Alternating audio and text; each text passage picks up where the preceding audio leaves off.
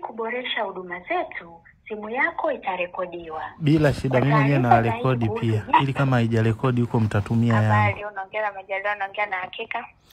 Unaongea na Hakika. Kutoka wapi? Niko Dar es Salaam. Karibu. Yaani uwezi amini, yaani Voda, mimi nimevumilia ila nikaona tu niwapigie simu. Yaani tunakwazika jamani, tunakwazika. Yaani mimi kama usiku sijui hata kama nitalala vizuri. Nimetumiwa hela, nikasema hii hela nihamishie kwenye mtandao mwingine maana huko kwenu hakuko vizuri. Nimetaka tu kuihamishia kwingine, kule haijafika, huko kwenu haipo. Sasa sijui hela mmeipeleka wapi. Kwa changamoto, namba ni tunazungumza nayo. Sasa ningepiga nyingine kweli mngepokea?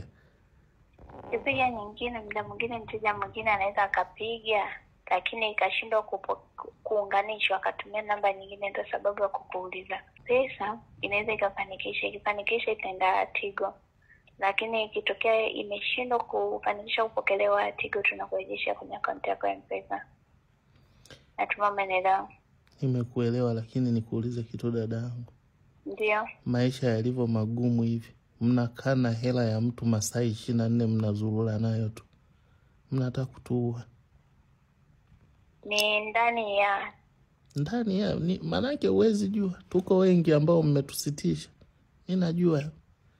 Mnafikiri tutaishi. Ni kwamba hamna shida, usijali dadangu. Nyinyi mtakavyofanikisha, mfanyeni tu taratibu, mtakavyofanikisha mtaniambia.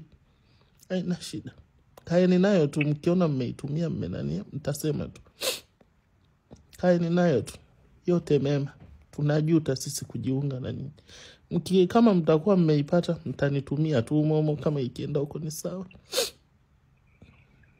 Hela yenyewe ilikuwa ya ngama, tena mmekaa mmeishikilia. Haina shida. Haina shida dadangu. Nimekuelewa. Naomba amna shida. Naomba mimi ndo niwe wa kwanza kukata simu kabla hujaniaga. Asante chako.